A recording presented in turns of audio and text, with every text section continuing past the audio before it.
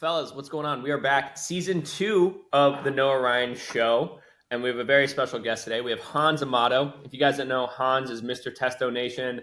He has some of the best stuff out there, especially when it comes to DHT, hormones, thyroid, IGF-1, essentially changing your biology, rewriting your biology to become more of a man. Hans, thank you so much for coming on. That's pretty, man. Thank you. I really appreciate this opportunity. Yeah, I know. Well, we just spent like 35 minutes trying to figure out some technical difficulties. Brutal.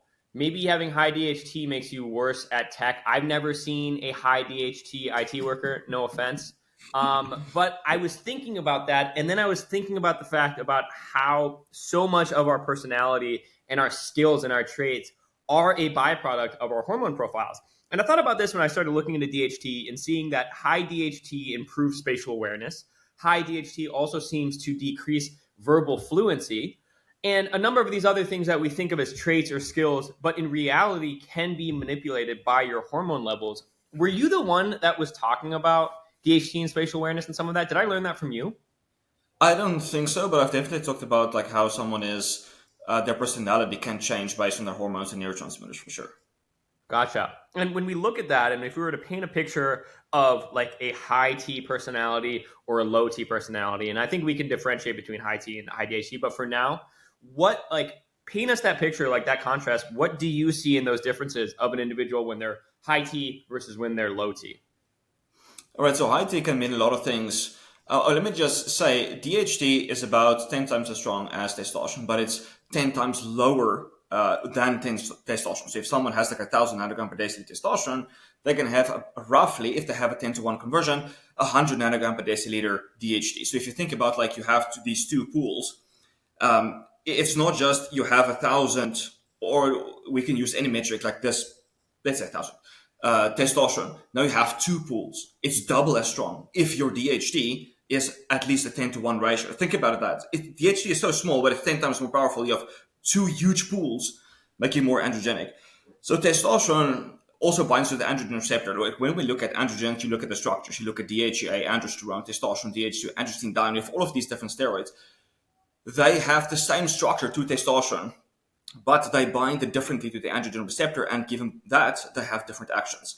DHEA is only about like 70% as anabolic as testosterone, but it's structurally very similar, right? So they bind differently to the androgen receptor based on the structural differences, and it's very small. So if DHT is structurally different to testosterone, and it will bind differently to the androgen receptor and create different changes that testosterone will not have. It has unique benefits.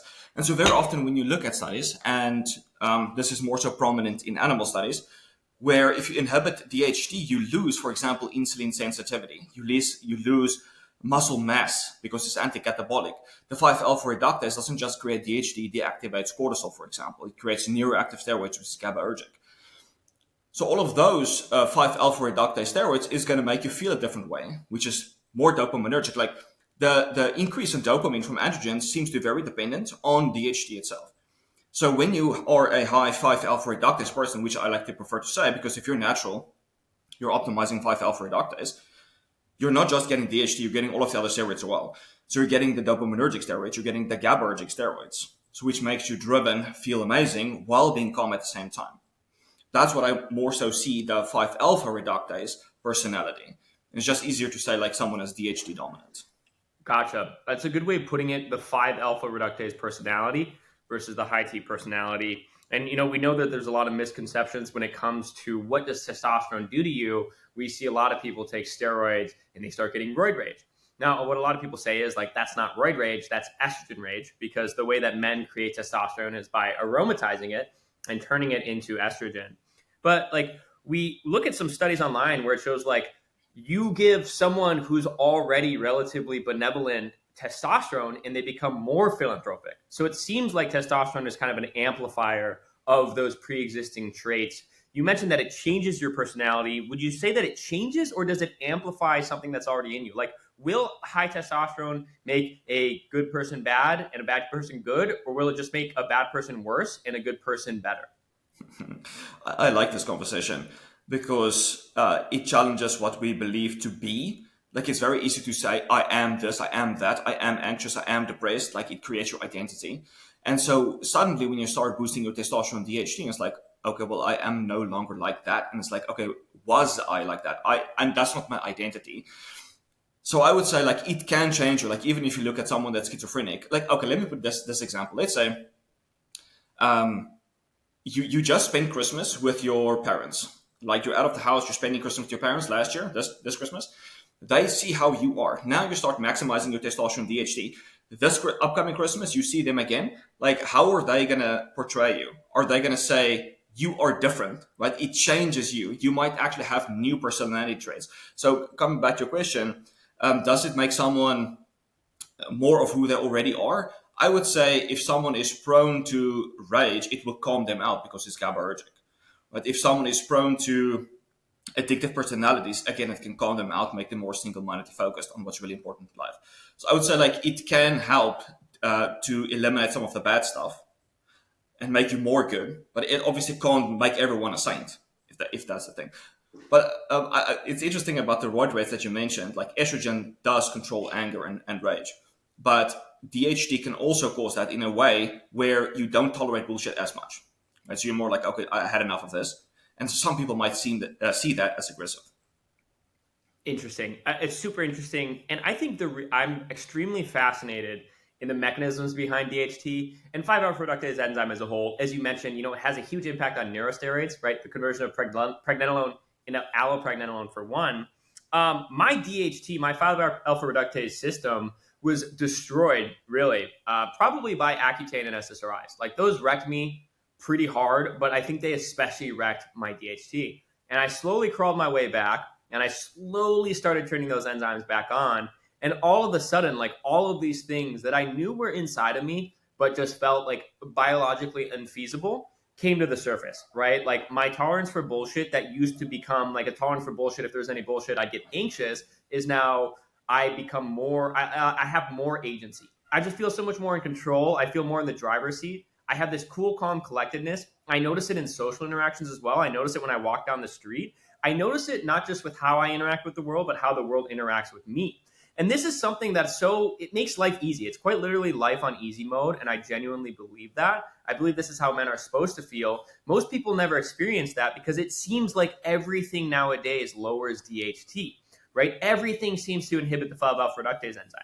Now, there's a certain line that people toe there when they see that, and you've discussed this. I read your most recent newsletter about these things that seem in vitro or in vivo to reduce 5-AR. I think it is in vitro, to reduce 5-AR, but then in clinical trials, they don't really seem to do so. Lycopene being one of those, turmeric being another one. Yeah. I think also if you have high DHT, you really kind of stop caring, Like, I don't really care. I drink beer and I do random stuff. I microwaved something in plastic the other day. But what are these things that we can say beyond reasonable doubt should be avoided, right? Because they inhibit 5-AR. And then once we get there, we can have a more advanced conversation. What are the things that people sometimes fearmonger that may not be as problematic? I'll go first, right. But we'll go from there. Yeah, drugs, right? So don't avoid these 5-AR drugs. There's a lot of other drugs like ketoconazole, which is the antifungal, which just crushes hormones. So if you take that antifungal oral, that's also going to crush your DHT. But in terms of the more natural things that you need to avoid, it's more like soy. That's going to be on top. Like even at a dose where it doesn't lower your testosterone, it does lower your DHT. And it doesn't have to be the high isoflavone soy. It could literally be like a low isoflavone soy. I don't know if it's exactly the amino acids or something else in the soy protein, but that's one thing that you should be avoiding. I would say like that's almost like one of the biggest ones. The other ones, and this is something I question at the moment because there's not a lot of research on this, is all of this polyunsaturated fat research. Like, let's say, for example, the study on sorghum. So sorghum increases 5-alpha reductase in vitro, which is like cell culture, right? They add the sorghum to it. We don't know exactly what the active component is that increased 5-AR. Then they also looked in that same study what inhibited 5-alpha reductase, and it was linoleic acid, which is omega-6, 18-carbon polyunsaturated fatty acids. And there's studies to suggest that the more unsaturated a fat becomes, so it's like linoleic acid has 2 double bonds, arachidonic acid has 6 double bonds, the fish oils has, the arachidonic has 4, the fish oils has 6, right? The more unsaturated it becomes, the more potently inhibits 5-alpha reductase. I would just like to see something that's in vivo. Because, like, everyone say, hey, you should be avoiding green tea, you should be avoiding coconut oil, you should be avoiding, like, lycopene, like, inhibit 5-alpha reductase, but when you look at the studies, it's like, I see no drop in DHT, in the serum or the prostate. And this is why I don't like these cancer specific studies, because they only isolate the prostate. And I've very often seen a difference between the serum levels and the brain levels and the freaking liver levels compared to the prostate levels. Like every single organ can have a different response to a certain compound. So the main thing I avoid is going to be soy. That's just the main thing. If I have sushi, I'm going to have some soy sauce. Who cares? I don't care. And then the second one would be if someone is sensitive to gluten. So people with celiac disease and even like non-celiac wheat sensitivity, they can also have low DHT, high testosterone, low DHT inhibits. That's kind of like the main things. Keep inflammation low, maximize your nutrient density. That's what I would focus on. Yeah. It really is. I think like DHT and mitochondria, those are like the canaries in the coal mine for health as a whole. Like those are the proxies, what do they call them? The apex species, like the frog in the water, to be indicative of how the environment is as a whole. If you get a list of things that people generally agree are healthy for you, for like in our context, like in our sphere of health, those are typically things that are going to be good for your androgens and they're going to be good for your mitochondria. So like when they say like, what do you do to like improve your mitochondria? What do you do to improve your androgens? You pretty much just follow the commandments that people have for being healthy, right? Like avoiding and mitigating inflammatory components across the board, whether it's light, whether it's EMFs and whatnot. It's interesting that you bring up soy. It's interesting that you bring up soy sauce. I love soy sauce. I do tamari, which is gluten-free soy sauce. My like thing there where I'm like, oh, it's okay, is that it's fermented and hopefully that fermentation damages some of those isoflavones. I'm purposely not looking into it because I don't want to ruin soy sauce for me. Is that true? Is soy sauce still having that anti-androgenic effect? I have no idea because I've only seen studies on soy protein. So let's hope it's fine. Cool. Well, I'm sure that I could ask Geekbot and he'd figure that out. I have something I want to add on to that as well. You know how many vegans are always in my post being like, yo, look at me, I'm jacked and I have high testosterone and I'm vegan. And you look at them and they are jacked, but they don't have chest hair, right? They don't have beard. They don't have a protruded jawline. They have a baby face. And that's very indicative of high T, low DHT. And these are kind of like the distinguishments between high T and low DHT. I think a lot of times like they'll show high T, low DHT as like personas, and like high DHT will be like Khabib Nurmagomedov, just like thick, dark hair, and then high T is going to be like someone with a baby face, but still muscle mass. And I think that typically comes down to the fact that, you know, testosterone is more anabolic, DHT is more phenotypical outside of your musculoskeletal structure. But we do seem to see that DHT increases muscle hardness, and it also seems to reduce fat accumulation or like lipogenesis. What are the physical characteristics and features present when you have higher DHT? I would say the first thing you're going to notice is going to be looking harder. Like I know, like let's compare like a DHT steroid. So you could either inject pure DHT, and I think the reason why pure DHT is not as anabolic as testosterone is because it's deactivated so quickly in the body. So you need really large doses of it. But then when you look at DHT type steroids like Anavar, Mastron, Pimabolan, they're, let's say, slightly less anabolic than testosterone, but they're going to enhance your physique in a different way. They're going to accentuate the V-tape that everyone is looking after. They're going to accentuate your facial features, which everyone wants. It's just going to create a more manly physique. It's not that bloated, round physique that testosterone would create with high estrogen. The DHT type steroids is going to make you leaner and calmer. That's usually just what happens. There's obviously exceptions to the rule. But I would say your skin is darker, your nipples are tighter. That's going to be like that's one of the signs if someone is on steroids, that nipples are tighter. But like high DHT, low estrogen, your nipples are going to be tight. Poofy nipples doesn't look good. Your physique is going to be tight. Like everything, your waist circumference, everything is going to be leaner because androgens increase your IGF-1 as well, which is negatively correlated to BMI. Like everything is so interconnected. Very interesting. I think that is the one thing that I've noticed. I used to be bigger. I used to be stronger. I used to weigh more, and I had bigger muscles.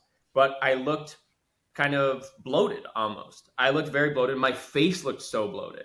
Once I had that switch, and I vividly remember when it was like my androgen system turned back on, I leaned out, I slimmed out, and my muscles just got harder. I became significantly more vascular. I got like more like straight lines on my face and my body. I look like a different person. I posted a photo and people were like, this guy got jaw surgery. this guy got like facial reconstructive surgery because it changed the way that I look. And we have to understand, and you probably know this as well as anyone, I just posted something today about like pigs, right? How wild boar and domesticated farm pigs, those are the same species. One has just been in a high T environment where they have a bunch of other high T pigs that they need to fight for territory and for mates. So it increases their testosterone. They just look more battle ready. They have tusks, they have brills, they have bigger necks. Like that is the role of androgens. The role of androgens is to make you more competitive, right? The role of androgens is to make you have a higher rate of success against your counterparts. Which brings me to this question of like, okay, yeah, so if you want to look like if you want to look like someone who is, battle ready, if you want to look more like have more physical demeanor, muscle is not going to be the solution. I mean, how many guys do we know that have major muscle but then get mogged by a 130-pound Dagestani wrestler because they have no DHT? Anyway, what I'm trying to say here is like, what is the feedback loop? Like, what are the non-biological things that have an impact on your androgen system? You're going to have to elaborate more on that. So we're talking about like, okay, eat this, don't eat that, optimize your thyroid. We haven't talked about that. We will. But like improve IGF-1 by taking, this compound or eating this food. What about like the psychological component, right? Like the high T lifestyle, the pro androgen lifestyle that has an impact on that feedback loop. Like we know for one that competition and winning increases your testosterone. What are those other things from like a lifestyle standpoint that people think like, oh, that has no correlation with my hormones, but they actually do? Yeah, I find this very interesting because there was research when I looked at the testosterone differences between different genders. It would seem that black individuals have higher testosterone at that time. They just looked at testosterone, not DHT. Had higher testosterone than the white individuals, and then they had to make correlations because it was just like an observation study. It's like, well, these individuals are living in a more dangerous environment, so they need higher testosterone to adapt to that environment to be able to fight and survive.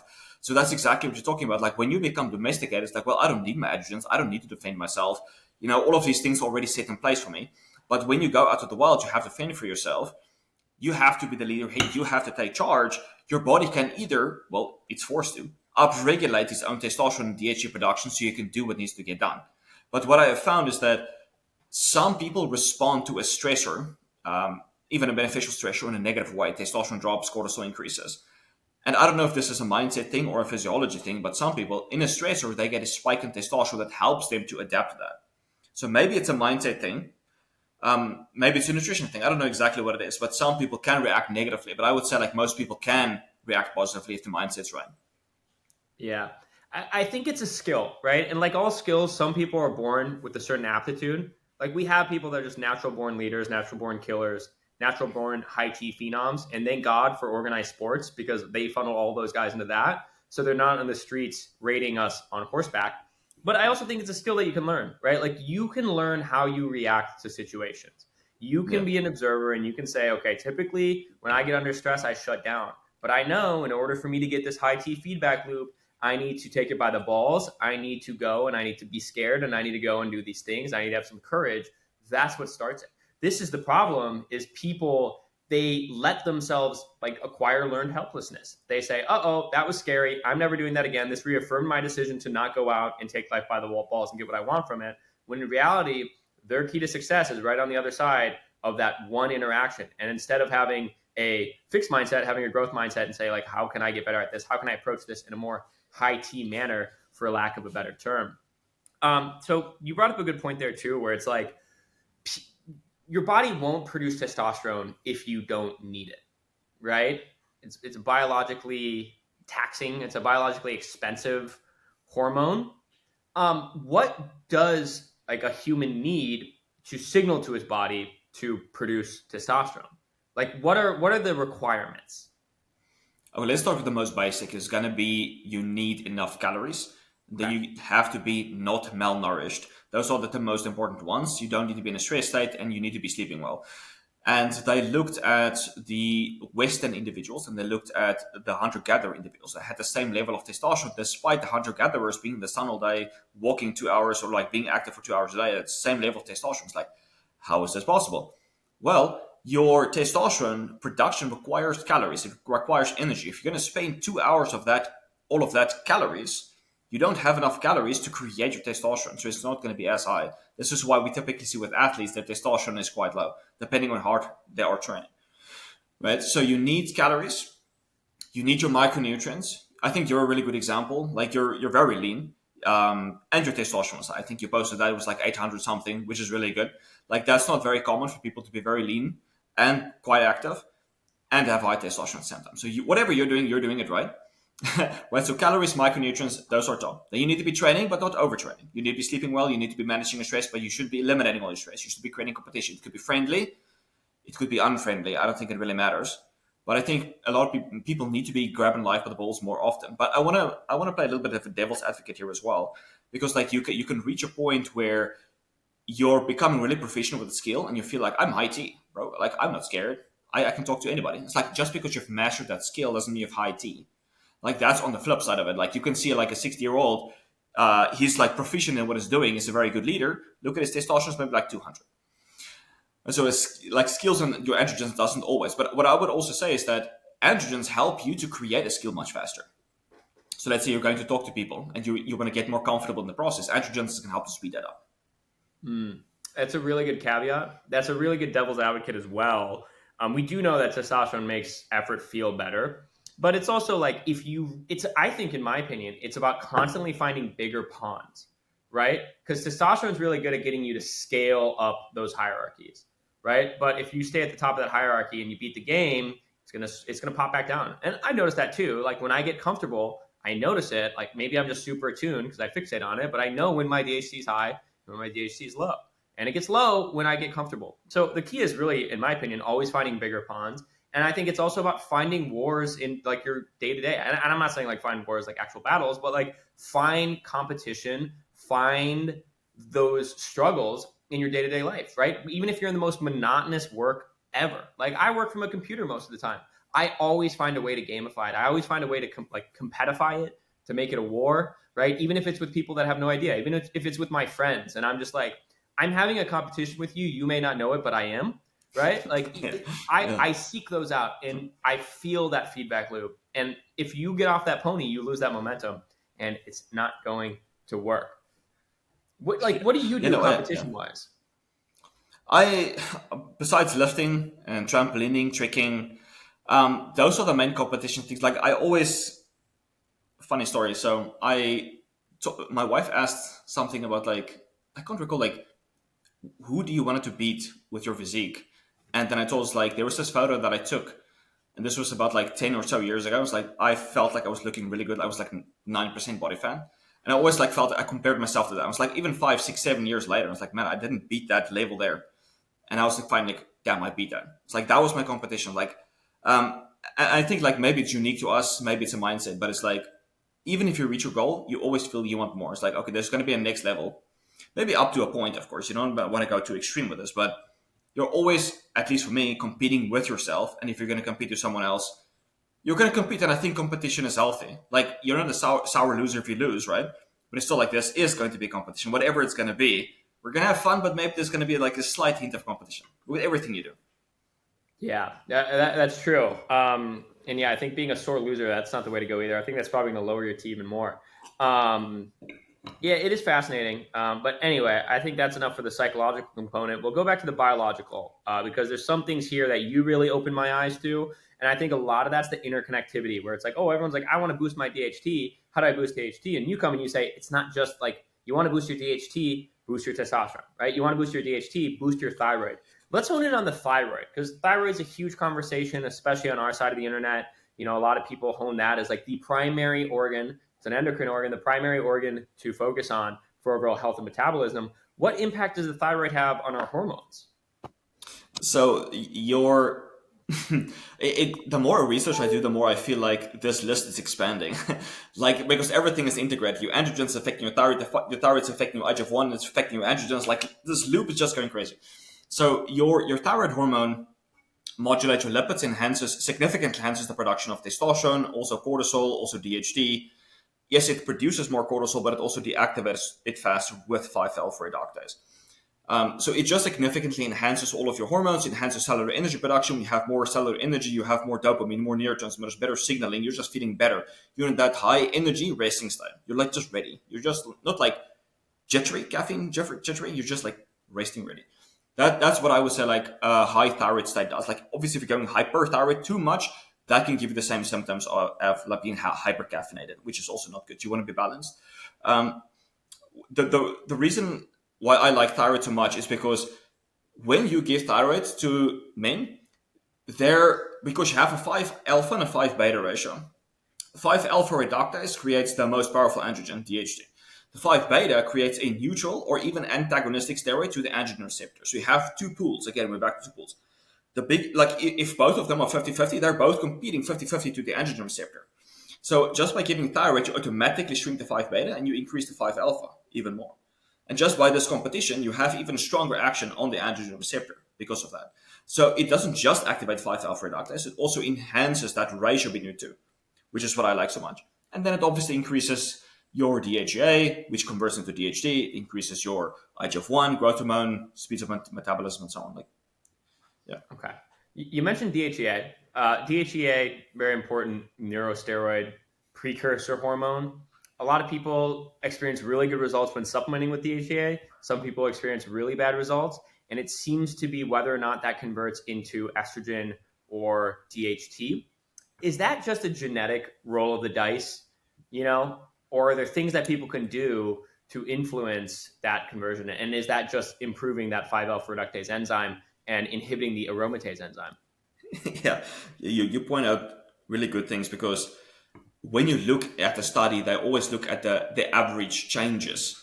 So you see the average increase. If you supplement DHT, the average will see an increase in DHT. The average will not really see an increase in estrogen. But when you look at each individual, this one is getting a drop in estrogen, this one is getting an increase in estrogen. So what I would always recommend to someone is like, pick a safe dose. If you want to go oral, depending on the individual, what I've seen mostly in young individuals, 25 milligrams is safe. 25 to 50 milligrams is safe. If you want to go topical, 15 to maybe 20 milligrams per day is safe. Okay. Yeah. And then test. Always test.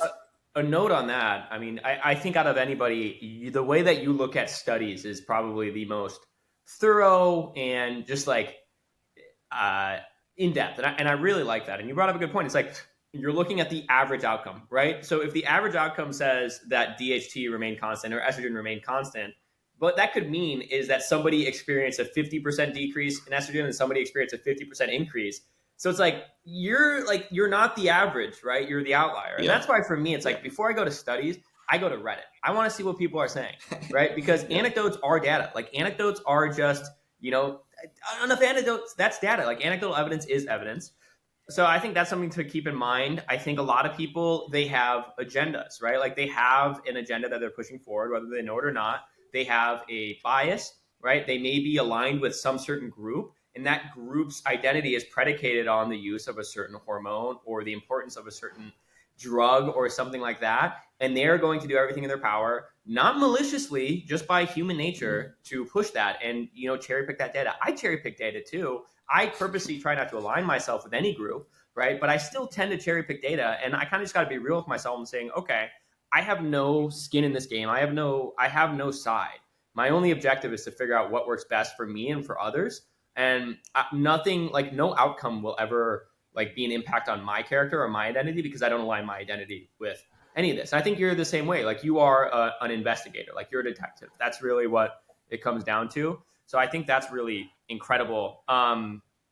DHT aside, going back to thyroid, what else, like why else do you prioritize thyroid? How do you prioritize thyroid? I think that at one point you did experiment with supplemental T3. Is that correct? Yeah. So the way I go about optimizing thyroid is just to eat a nutrient-dense diet. Ultimately, your body needs vitamins and minerals to create thyroid hormone. You need the vitamins and minerals for just freaking everything. Testosterone, IGF-1, and everything, as I mentioned, is integrated. So at a very simplistic level, you just need to eat micronutrient-dense foods, check your hormones, and then see which is high and which is low, and then you figure out, and then it gets more complicated. But let's just stick to the low-level stuff. Vitamins and minerals minimize oxidative stress. Like I always have two rules. Are you eating nutrient-dense foods? Are you absorbing those nutrients? And then are your body actually utilizing those nutrients? And then are you keeping your oxidative stress low? So this could be training, but it could also be someone having gut issues. They could have a viral infection. They have sleep apnea.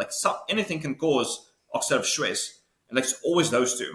And nutritional deficiencies can also cause oxidative stress. So it's always this catch-22. But anyway, that's how I focus on my thyroid. The reason why I focus on my thyroid is because I was hypothyroid in the past. That would significantly influence my sleep quality. I took forever to fall asleep. I could not regulate my temperature. In the day I was cold. The night I was getting heat sweats. I was just sweating it up. Couldn't sleep because it was too hot. My sleep was very restless, interrupted all of the time. Almost always woke up between 3 and 4. I had to take some freaking calories like milk, sugar, aspirin, and just to bring my stress hormones down so I can sleep. And I always woke up groggy. I was cold, as I mentioned, and the colder I felt, the more depressed and anxious I was. That's how I felt. And the warmer I became, because I optimized my thyroid, because I was eating more nutrient-dense foods, I was minimizing my stress, all the good stuff. My temperature was going up, my mood was going up, my anxiety was going down, everything was improving. Every health symptom was improving because my thyroid was improving. So that's why thyroid is so important to me. And then later I learned okay, yes, it's important for your testosterone and DHT, but I don't really care about those if I'm cold and freaking freezing, my sleep is horrible, and I have gruesome anxiety. Interesting. I want to touch on that. I experienced something very similar, but you brought up a good point. It's I don't really care about hormones. I just care about my thyroid. At the end of the day, what do we all really want? I don't care about any of my I don't care what any of my biomarkers are. I care that I feel great. I care that I have energy. I care that I have a good mood. I care that life feels bright. Honestly, that's my only heuristic that I'm going for. I just want to get that feeling when I look around and the colors are bright, the birds are chirping, I'm happy, I'm in control, I feel a sense of agency in my life. And I found the best way to do that is to keep inflammation low, to keep my hormones high, and to keep everything else balanced. I experienced something similar. When I started doing this kind of fruit till noon experiment, cutting out PUFAs entirely, pretty much the shred maxing protocol that I put together, I fell into that accidentally. And then I talked to Anabology. I had him on the podcast, and he started talking about his honey diet, which is kind of the same thing. It's about ramping up your metabolism. And that's kind of where I went down that rabbit hole. When I was looking at that, it seemed okay, the mitochondria and glucose shuttling, those are the primary factors that are contributing to this. I'm focusing on the mitochondria. We know that the thyroid has an impact here too. With the heat and the temperature and the thermogenesis, is that entirely thyroid? Is that what other factors go into that feeling of warmth, that feeling of energy that you get outside of thyroid, just so we have the whole picture? Yeah, thyroid, insulin, IGF-1, your androgens, because they enhances the free thyroid. You want to have low free fatty acids because they inhibit the entry of T3 into a cell. You want to have low cortisol. Your norepinephrine synergizes with your T3 to enhance thermogenesis. All of these things are so interconnected. But I'm a big testing guy. You want to make sure you test, because one thing I don't like at all is when people are speculating like crazy about their diets and this is happening and look at this mechanism. It's just dude, you have no idea. You've not tested anything. So I prefer to test. If someone is having a mitochondrial issue, it's okay, let's test your intracellular micronutrients and maybe your genetics to determine what you need more of based on your genetics and what you're deficient in inside a cell because of maybe oxidative stress or extreme training or those kinds of things. Targeted approach instead of going ham on random stuff you don't even know you need. So that's kind of my approach every time. I agree with you 100% on that. When I was at my leanest, when I was too lean, and that's when I got those labs, I got my labs at my absolute leanest. I was down 18 pounds from what I was a few months before. Cardio like crazy. I was doing sub 7-minute 5Ks, and I'm not a runner. I've got very short legs. I got stumpy legs. I'm built like a tree climber, not a runner. Testosterone was high.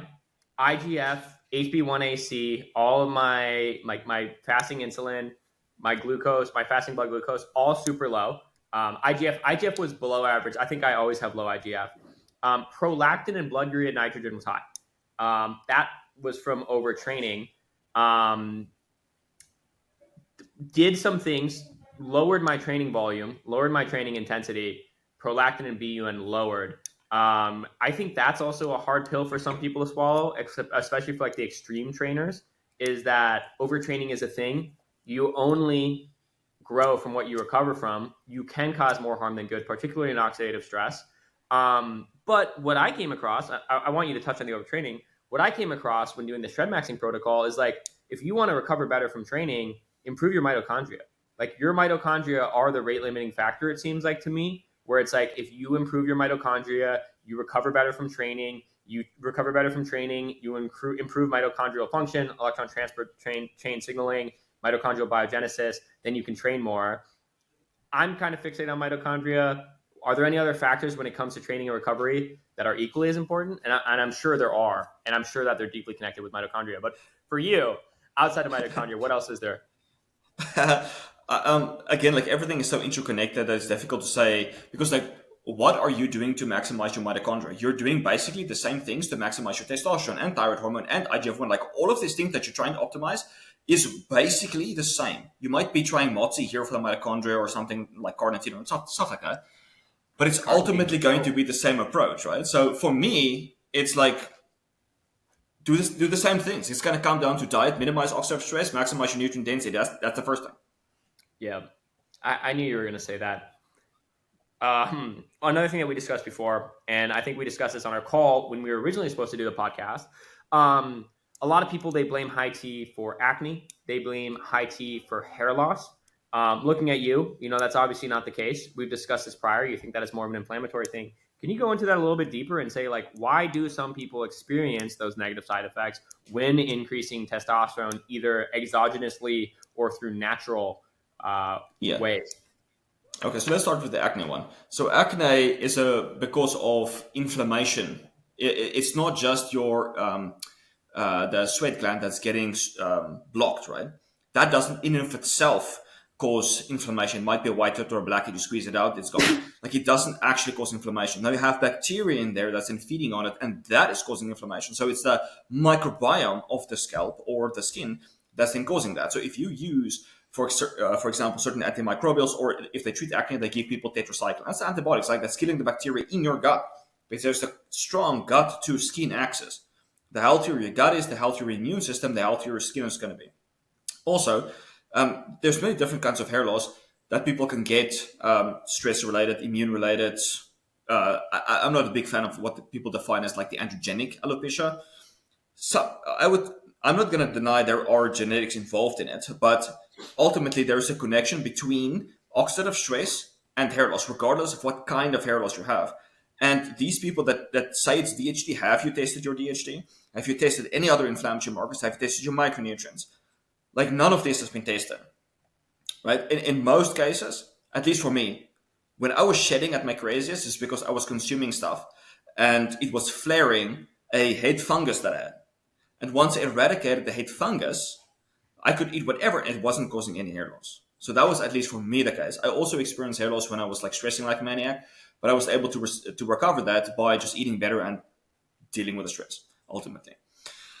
So when people get acne from androgens, it's because their scalp microbiome is not good. And I would argue the same is true for head.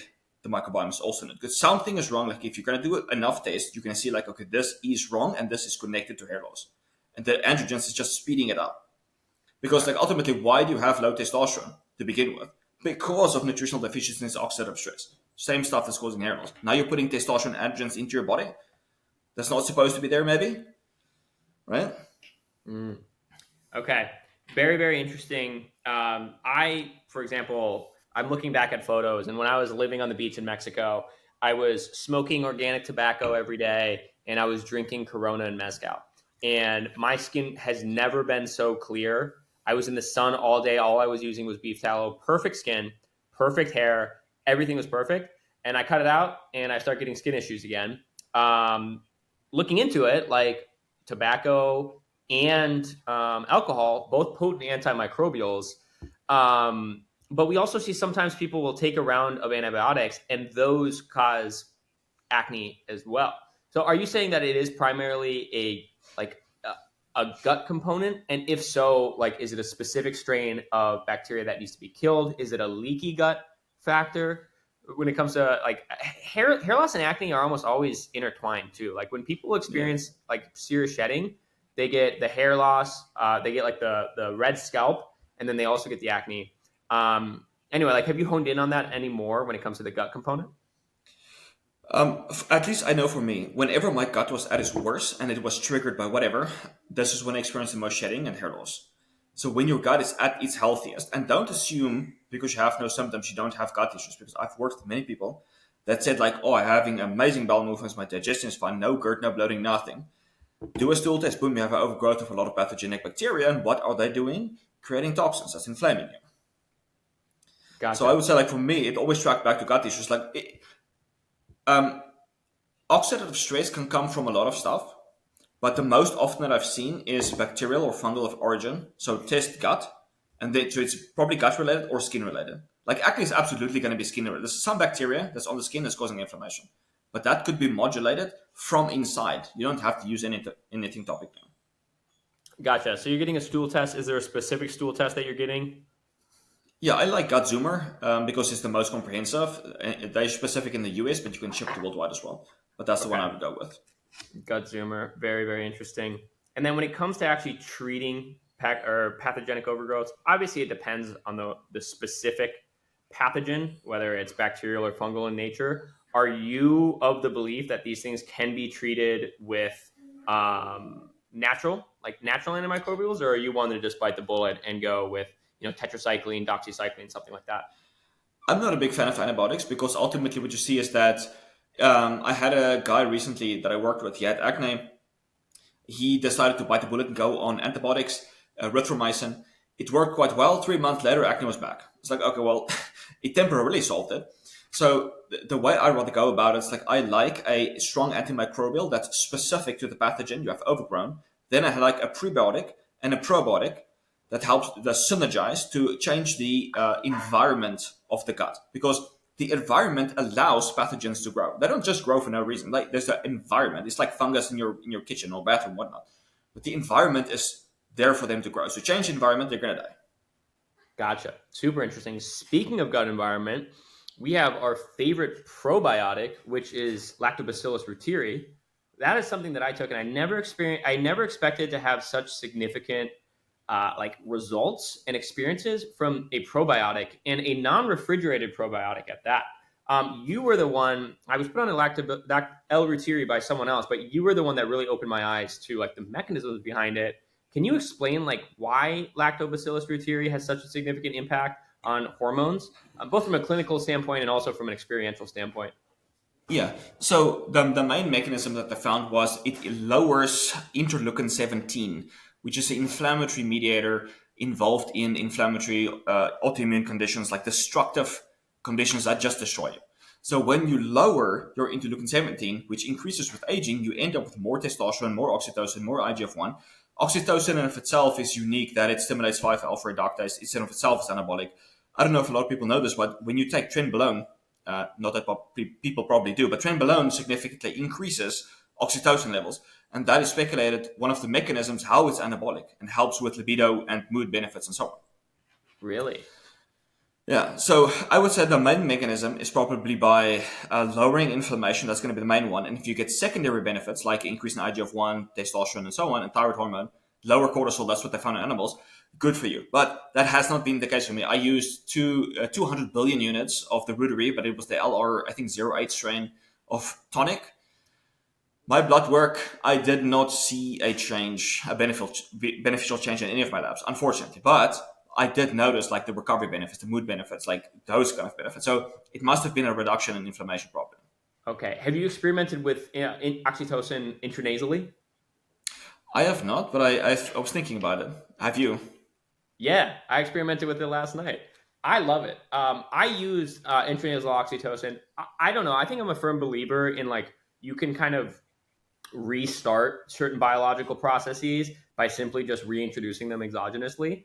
Like I really feel like I re-kickstarted my 5-alpha reductase enzyme by just taking a bunch of DHT enhancing herbs and androgen enhancing herbs and maybe even like norepinephrine enhancing herbs. But I did the same thing because I struggle with anhedonia, and oxytocin like turned that system back on to a certain extent. I still use it when I'm just like kind of overstressed or when I've been training really hard. It's cheap, it's super easily accessible, and it's also like having a glass of wine.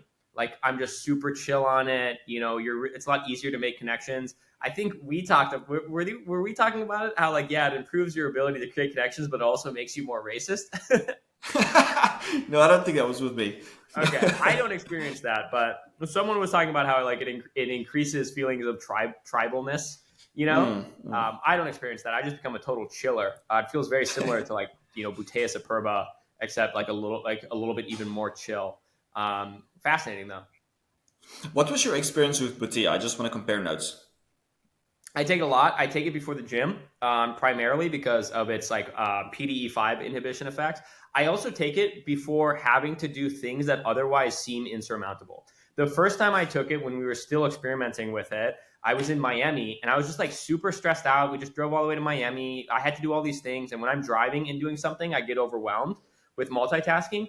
I took Butea. 30 minutes later, all of these things that were prior overwhelming me, they just became linear. And it's like, okay, I do this, and this. I think what it does to me the most is it linearizes my thought and it improves that spatial awareness. It makes problem solving easier, and it makes anything that otherwise would be hard for my non-linear ADHD brain to focus on. And in conjunction with that, like I feel unafflicted by the world.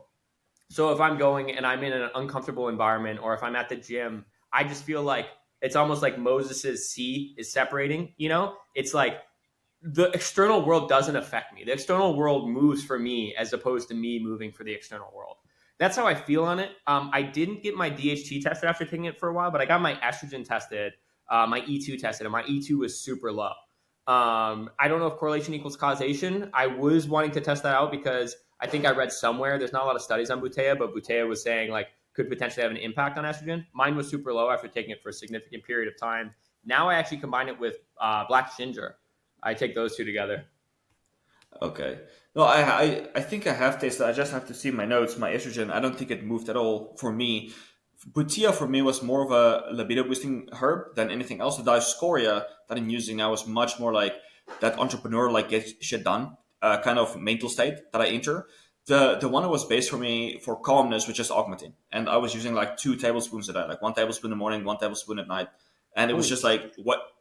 Yeah, it's a huge dose, I know, but it was like really putting you in that I don't care about anything state, right? So I think if you combine like with a Dioscorea, that's put you in that motivate, I'm going to get shit done mood, with the calmness of the augmentin, I think you're going to get a lot done.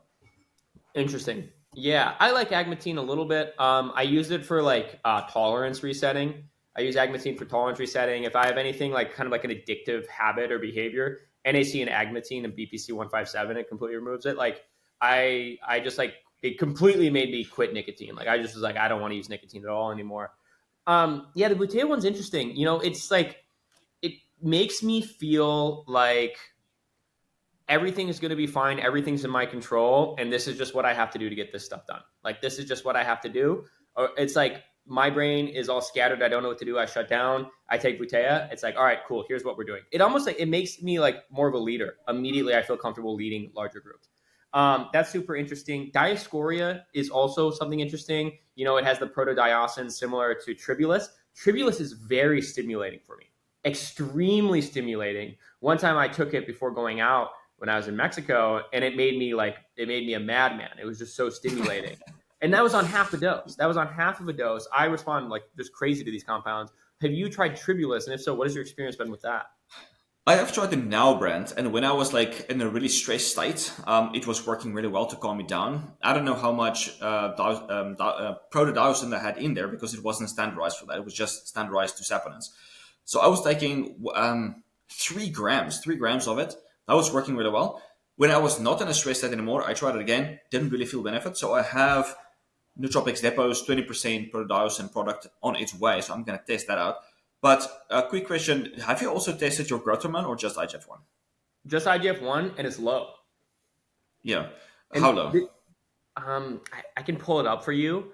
Just below reference range. But something interesting about IGF-1 is I think I'm like a hyper responder to IGF-1 because if I take Yeah. anything dairy, colostrum in particular, right now I'm eating cheese and yogurt. I'm not having problems. But if I take anything dairy related, it gives me acne. It gives me like weird neck acne.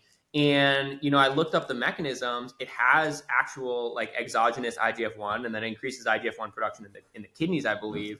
But yeah, I guess like I talked to Abood Bakri about this as well, and he's like, yeah, you might just have low IGF-1. So then when you hyper respond to it, you feel that way. Curious your Yeah, thoughts. yeah. So I just actually finished like a huge course on IGF-1, so this is fresh in my memory. The reason I asked about your growth hormone is like I want to know if you're converting growth hormone into IGF-1 or if your growth hormone is also low, because that was kind of like the case for me always, since I started tasting. So what was I gonna say? Usually when someone is eating low carb or they're like lean as you, they might experience low DHEA and IGF-1 and usually free T3 as well because their calories are so low. So even if you're eating carbs, like it depends on how much calories you're consuming. Are you deficit, surplus? If it's a deficit, this is typically what you would see with someone that's on a ketogenic or a carnivore diet. Like it really depends on how much carbs you're having, but it's going to go down. That could be one reason. So that's why I asked about the growth hormone. So I'm looking at my labs. I got to pull my other labs as well. But my DHEA, I had my DHEA done recently. It was actually above reference range. This was after I started eating more fats and stuff, and I stopped. Was still super lean, but I stopped doing like the true shred maxing protocol. My SHBG, that was actually a little bit above normal. I'm looking for my IGF. My IGF, where are you? My IGF-1 was 139 nanograms per milliliter. So that's Right. in the low range. It's interesting. I once tried taking ipamorelin and CJC. I think I noticed it a lot, but I think it gave me acne. So I took it for like a few days and then I had to stop. Once again, me just assuming that mechanism was the IGF that was causing the acne. Yeah, like it definitely does enhance sebum production. But if your bacteria in the skin is good, it's not going to cause issues. But sorry, I also wanted to mention back to augmentin. Um, what was I going to say? So there's a lot of studies talking about like the sympathetic nervous system. You know about the alpha two adrenergic receptor, right? Which is the autoreceptor for the sympathetic nervous system. Alpha 2 what? The alpha two adrenergic receptor. I'm not familiar. Right. So when you look at the sympathetic nervous system, you catecholamines, noradrenaline, adrenaline. They bind to the alpha and the beta adrenergic receptors. Most people are interested in the beta because it helps with fat loss. The alpha 2 adrenergic receptor is the autoreceptor. So if you bind that with something like augmentin or clonidine, you decrease your overall sympathetic nervous system. That the autoreceptor are desensitized in people with OCD, excessive energy, ADHD, and so on. And so this is why something like augmentin, but usually needs to be taken in much larger doses because it works on the receptor, is going to help to bring that sympathetic nervous system down. Because if someone has a desensitized receptor, they're going to have an excessive amount of sympathetic nervous system activation, which is why the Tribulus was giving you those kind of symptoms, because you're probably already in a sympathetic dominant state. Did you say clonidine, the beta blocker? No, clonidine is an alpha 2 agonist. Oh, adrenergic. Clonidine. Yeah. Interesting you bring that up. I was prescribed clonidine in college because they gave me Adderall, and I'm like, I can't sleep when I take Adderall. They're like, take this. What is it? Alpha 2 adrenergic receptor blocker. It's agonist, yes. Agonist. It stops adrenaline from reaching your heart. Is that the mechanism? Yeah, basically shuts down, depending on the dose, your sympathetic nervous system, and then spikes your growth hormone IGF-1. Cool. So I took clonidine, and I took clonidine at night once, and it was the one time I could sit down and read my economics notebook or my economics textbook without feeling ADHD. And I was like, what's the deal here? Right? That was what kind of put me, and that was before I actually understood anything about biology, but I was just like into pharmacology because they kept on giving me drugs. That like totally solved my ADHD in the complete opposite mechanism that was typically used, which was stimulants. So what you're saying is like for people that have a problem of excess brain activity or maybe a dysregulation of brain activity, agmatine sulfate and clonidine, those are like needle movers in your opinion? Those are the ones that I would go for, yes. The clonidine is going to be stronger because it's a drug. Augmentin is also strong, but you have to experiment with a dose. Like I mentioned, like I was using, because I tend to be sympathetic dominant as well, like 2 freaking tablespoons per day. And that was kind of like very nice dose for me. Interesting. Well, I think we both kind of determined that we're sympathetic dominant when we had these technical issues and we were freaking out. We're both just freaking out. That's fascinating. Okay, cool. Which brings me to another question. Creatine. I assume that you're a fan of creatine. Yes, kind of. You look like the poster child for creatine. Like you holding a big thing of No. creatine and flexing. I'd sell a lot at like NutriShop. I can't take a lot of creatine without becoming a type A psychopath. Like it's good. I have unlimited energy. I can work throughout the day, but it makes my fuse so low. Like it just makes it where like I'm just too aggressive with everything. Yeah. I talked to Abood Bakri. I think Abood's like us, where he's sympathetic dominant, and he's like, yeah, I do the same thing. I thought it had to be just freeing up too much SAMe, which left me with a little bit too much, precursors to methylation. So I had like too many methyl donors. Could this be something correlated with, have you experienced that? Have you noticed that at all with creatine at any particular dose? No, I've used like 20 plus grams, never noticed that. But as Abud said, like it's very likely that it's going to be methylation related. Like it's Mm-hmm. supposed to be calming, but if it's stimulating in a weird way, it's probably methylation related. Gotcha. And then hair loss component when it comes to creatine. People sometimes they say it's because of DHT. The mechanism's too far fetched. People that take DHT boosters and don't experience any hair loss experience hair loss with creatine. Someone, I believe it was George Furman, said that it's dopamine related. We do know that BDNF can increase hair loss. We also know that something with your tryptophan to kynurenine metabolization, if there's something broken in that, tryptophan gets converted into something else that deposits in the scalp and potentially calcifies those hair follicles, has an impact. Do you have any hypotheses on the creatine hair loss connection? I would like to know. I would like to see like a study on what people say the hair loss comes from, which form of creatine they're using. Like I Mm. suspect that people are getting hair loss from the monohydrate, not from like the HEL of the or the other versions of creatine. So it's not creatine; is that they're perhaps getting a slight inflammatory response because some people are having some gut issues from creatine monohydrate for some reason. Not sure why. I Interesting. think that would be my main hypothesis. Okay, we should actually try that. We can post that on Twitter and we can tell people who experience shedding from creatine, which I think that I do, just from like I stopped taking creatine just because it was making me too hyperactive and I start regrowing hair. I don't It's not that I just stop shedding. I start like regrowing hair right here. I get the little baby hairs and it just grows right back. So I will switch to that. I will tweet that as well and say we're doing a little experiment. I'll have them ping you. That's fascinating. On the topic of hair loss, like you have the phenotype of jacked, big beard, perfect skin, full hairline, right? It's a phenotype that we see, and we're like, oh, it's just genetic lottery. You seem to like you've done the research on it. You said that you've experienced shedding before. When we talked last time, you mentioned a few very interesting things: niacin and cardamom. What are some other non like traditional things that you've used for hair growth and hair loss prevention? And what are the mechanisms that you found? I would say maximizing your IGF-1 because like it has been found that people with low IGF-1 experience more hair loss. But guess what IGF-1 stimulates? It stimulates your 5-alpha reductase. All right. So getting your maximize your IGF-1. That's going to be key for regeneration in any part of the body. Then minimize your oxidative stress wherever that's coming from. So for me, what I have found, because this was a recent experiment for me, after December, I was drinking, probably like most people, too much alcohol.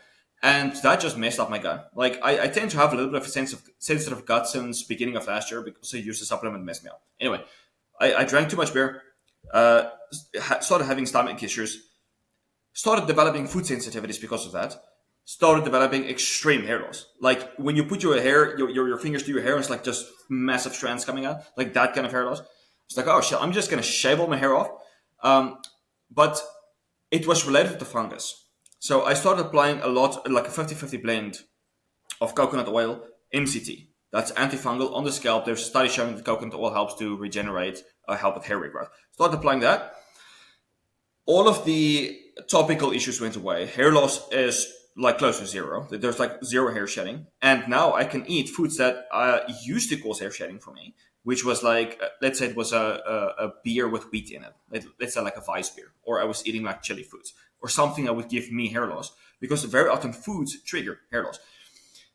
Eat those foods, no hair loss, no shedding because of the fungal environment on the, and also like those fatty acids in coconut oil, MCT, highly anti-inflammatory, right? No hair loss because of Lauric that. acid. So I'm very much more interested to the topical environment right now. Like I understand how important it is to maximize your nutrients. You don't want to have a deficiency. You don't want to have oxidative stress, inflammation. You want to maximize your blood flow, but the topical environment is just as important. Yeah, I see that a ton. A lot of people that experience hair loss, it's in conjunction with redness and shedding, Yeah, redness and flaking, I should say. So yeah, definitely see that. Maxing out IGF-1, that one's interesting. Colostrum, right? Colostrum, a lot of people take that. I obviously like looking at things from like the marketing standpoint. People with colostrum brands, they're all marketing the hair loss benefits of it. You said that increases DHT, and that seems like very indicative of a lot of compounds that increase DHT but also improve hair health. DHT in and of itself is what causes your hair to be large and thick, right? And to stand up. People use pomade to make their hair stand up to indicate that they have high DHT. So, like the DHT correlation is it's so iffy. We know that DHT does play a role because inhibiting DHT seems to at least reduce the shedding. It doesn't regrow hair; it reduces the shedding. The best thing that I've seen from it is like DHT is like a Federal Bureau of Investigations agent that shows up to the crime scene and like helps that like initiates that process. That's like people saying, cut out sugar to stop diabetes, when in reality, like that's not the problem. What is your theory on like DHT's role in hair loss? yeah. So you first have to ask yourself, like, why is not everyone experiencing hair loss from DHT? And I think it has a lot to do with, again, like the microenvironment of it. Like, how capable are they of dealing with oxidative stress? There are some in vitro studies, which I am not a fan of, suggesting that DHT puts the cell in a more catagenic state, like a more catabolic, it's going to fall out state, and it promotes oxidative stress. But why do some people not experience that? Perhaps because the microenvironment is much more capable, like high in glutathione, and IGF-1 to deal with that and to be in an anabolic state. So if you take back to alrudery, it inhibits or lowers interleukin 17 and all of the inflammatory markers. And what happens? The hair goes back into the androgen anabolic state, away from the catagen catabolic state. Like it shifts that ratio back to anabolism. And it increases DHT in the same way, like at the same time. So it's more like how capable are you as an individual, and your scalp, and because your scalp is just a symbol, what do you call that? A representation of something that's going on inside your body as well. If your scalp isn't healthy, you're probably not healthy. There is going to be some form of oxidative stress somewhere that you need to identify fast. Gotcha. Makes total sense. I notice that I am the least inflamed when I'm on a beach. I'm never wearing shoes. I'm far away from EMFs because I'm in some third world country. And I'm spending a lot of time hanging out with friends, drinking beer, eating food that's made from some grandma in a hut. On paper, a lot of those things would be inflammatory, right? Like eating, not caring about my food, getting all of my water from water jugs, and drinking alcohol and smoking organic tobacco. On paper, those are super unhealthy. In practice, it's a phenomenon to me because I know that alcohol is bad for you. I don't really like drinking alcohol when I'm in high EMF environments. When I do it, it seems to be better. When I'm in places like this, when I'm in the US and I really like can't be living that lifestyle, I have a desire to supplement endogenous antioxidants, right? Particularly liposomal glutathione or glutathione precursors like NAC. Do those have a role? Do those seem to be efficacious either in practice or in research and literature? And is it something that you personally deploy? I don't really use antioxidants myself. I just want to make sure my gut is healthy. Like I'm getting perfect bowel movements and as it goes wipe. That's the goal. Like if that's on point, almost every other thing is on point for me. Like my joints are happy, like I'm happy, like everything is happy when my gut is healthy. And I feel like a lot of issues are coming from the gut if people having symptoms or not. But it's interesting what you mentioned, like you're in the third world country, because I've seen this many times before. People go on vacation, all of their issues go away because like stress inhibits so many things, and it's not just like the stress that's in the front of your mind; it's also the stress at the back of your mind. It's like things you don't think about. Like I have to do taxes next year. That's a stressor. Open files running at the back of your mind, stressing you out. Like now you're on a beach, like there's not a lot of stress there. It's very nice. Yeah, it's real. I think if anyone's thinking about killing themselves, the first thing that they should do is sell all their stuff and move to a beach because it works and it's nuts. I think that modern life is just inherently unnatural for our monkey brains, right? Yeah, sure. Are we special? Are we above the other animals? Yeah, 100%. I think that we have some divine components to us, but our hardwiring isn't very special. Maybe our frontal lobe, but mine doesn't even work that well. So if you can simplify, simplify, simplify, I think it really removes a lot of those downfalls and those pitfalls of having maladaptive genes. I'm a fan of minimalism. I think your life is a little bit more complex than mine, but you probably also have a better capability of managing it because your DHT is so super physiological. But what are like other things, right? Like this will be our closing thing. It's like you've worked with a lot of people. You spent a lot of time figuring this out and practicing on yourself. The biggest problem that everybody has is that they're overstressed. They're under nutrientized. They're underfulfilled, and they're underperforming. They don't have that life energy. What are two things that they can implement starting today or tomorrow that are going to amplify that life energy? Nutrient density and minimizing oxidative stress. Love it. That's going to be like the simplistic version of it. Cool. But I wanted to mention what you mentioned about regardless of your androgens, because I can tie this in with when I started maximizing my androgens. It always came back to desire. What is your biggest desire in life? Because like when I was at my lowest testosterone, I was like, I have this desire in life. I want to accomplish this. Because let's say you ask yourself the questions like, okay, um, your androgens also plays a role with your decisions that you make. So let's say you decide that, and I'm not referencing this to you at all. I use this example a lot with my wife. It's like if someone wants to move to a beach and live there stress free, very often I perceive that to be someone is not capable of dealing with the stress. They just want to escape. And once your androgens are higher, they're coming back to society. I can now deal with the stress because my androgens are higher. This is just how I perceive myself to be. If I had to go to live on a beach, like I would perceive myself to be running away from my stress because I ask myself, when it comes to money, because I feel like money solves a lot of issues. Like that's not the main focus in life, but money does solve a lot of issues. So if you have a lot of money, where do you want to live? And if you don't have a lot of money, what would you do? Because not a lot of money is going to create stress for you. So for me, that desire was to be, I want to have freedom. But it's not the I don't have money kind of freedom. You're living on a beach with no money because that's not something you did.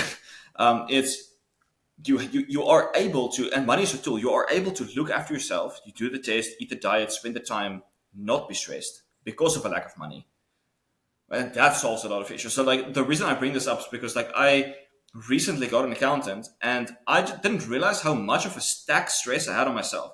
It's like just like outsourcing that to someone else. It's like this just makes my life so much easier. It was like files running in the back of my mind, right? But my overall desire was still so big. Like I am going to get to my goals regardless of anything. Like even if my testosterone is dirt. But once you get your testosterone DHT higher, it just makes that process exponentially better. It really does. I'm with you on that 100%. I see a lot of people that they go and they live. For me, that's all I ever wanted, right? I think that I was just really unhappy with life. Life was just always very boring for me. So I just thought that like being in a beach in a foreign country, making just enough to get by, having total time freedom, never having to hop on a call, never having to answer an email, like that's what I needed. And I got that, and I did that for a year. But then you realize like, oh, this actually just gives me enough space to think bigger. And I think my biggest regret was not having like bigger goals. And then, I looked around me and I looked at the people that were continuing to do that, continuing to live in that life and live in that space. I'm like, that's not what I want from life. It did give me the space though, and it also made me realize how simple life could be. And if at the end, if I lost everything, it wouldn't be a big deal. I think if I make, a bunch of money or if I make no money, my lifestyle wouldn't be that much different. I'd have a nicer dirt bike. I wouldn't have a boat, or I wouldn't have as nice of a boat. It would be like these small minor changes. It's the same thing, just a different scale. And I think that's where real alignment comes from, is if you can live your ideal life and just change the scale at which you're living it, while avoiding the complexities that come with consumerism. And like you said, those open files in your head. Speaking of which, I need to get a new accountant. Mine is not very good. No offense, Clark, but yeah. But Hans, man, this has been super awesome. I want us to do this again for sure. There's so much we can just riff on.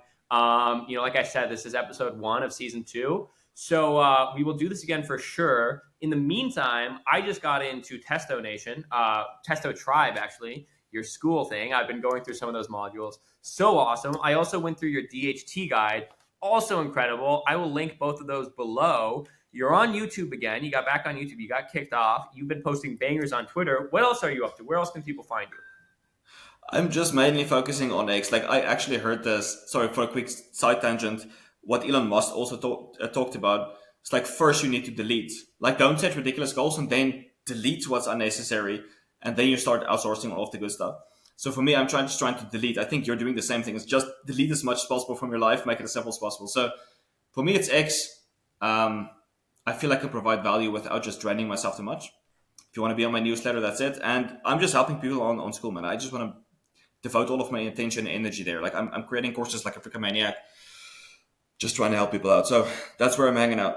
You're so good at it. You use your androgenic elitism for good. I'm super grateful for it. I'm excited to share this with everybody else on Twitter. I appreciate you, man. We'll talk soon. Everybody, Hans Amato, you can find him everywhere at Hans Amato, I believe. Get him on Twitter as well, and then all of his links will be down below. Hans, thank you so much, man. Thanks for having me, man. Cheers.